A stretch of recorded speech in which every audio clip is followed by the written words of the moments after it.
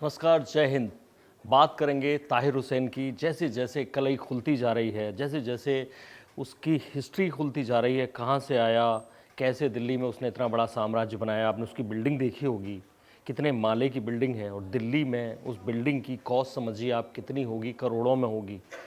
और आपको ये जानकर हैरत होगी कि वो व्यक्ति 20 साल पहले एक मज़दूर बनकर, मज़दूर की हैसियत से दिल्ली में आया था कि कैसे भी दो चार पैसे कमा सके, क्योंकि उसके गांव में उसके पास खेती की ज़मीन तक नहीं थी, बिज़नेस करने की तो बहुत दूर की बात है। और ऐसे में वो व्यक्ति दिल्ली में आता है मज़दूरी करने। और आज, अब से 2 साल पहले, जब पार्षद के लिए आप पार्टी उसे टिकट देती है, तब वो एक चुनावी हलफनामा भरता है, एक एफिडेविट देता है इलेक्शन कमीशन को।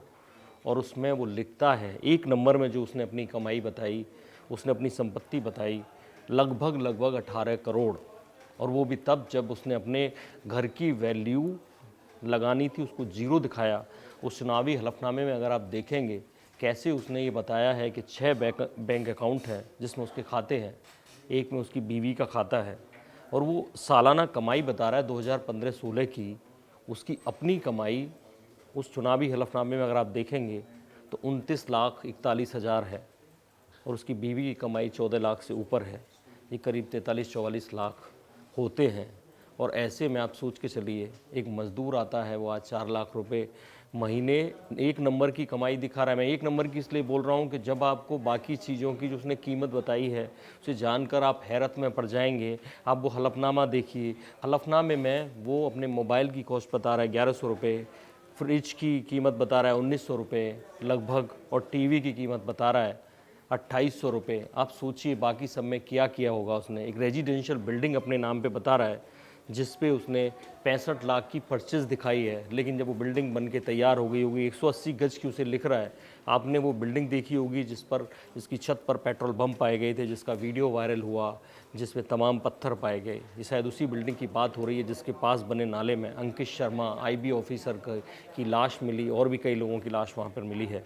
ऐसे में उसने उसकी परचेज वैल्यू बताई, लेकिन वैसी वैल्यू नहीं बताई, तो वो आंकड़े में जुटी नहीं। लेकिन एक एक इमारत है जो उसकी मार्केट है, उसकी उसने कॉस्ट लिखी, अनुमानित कॉस्ट 15 करोड़ 74 लाख रुपए।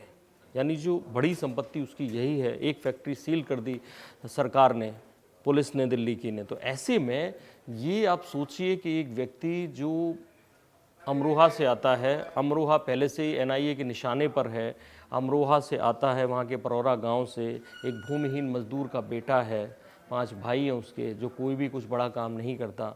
और वहाँ से वो अपने फादर जो हैं कल्लन सैफ़ी को कुछ साल बाद ले आता है, और धीरे धीरे वो कमाई करने लगता है। यहाँ पे आके 10th पास किया है उसने, जो उसका चुनावी हलफनामा बता रहा है, उसको भी उसने नेशनल स्कूल, जो ओपन स्कूल होता है, वहाँ से उसने ये 10th पास किया। और आज वो इतना बड़ा आदमी दबंग पार्षद बन जाता है, और 18 करोड़ की संपत्ति दिखा रहा है, इतना सारा पैसा है उसके पास।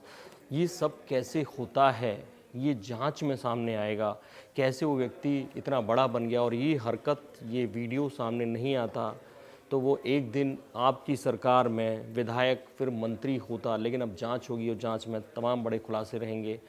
हम उन पर नज़र रखेंगे और बताएंगे आपको। देखते रहिए इंडिया न्यूज़। जय हिंद। Thank you. नमस्कार।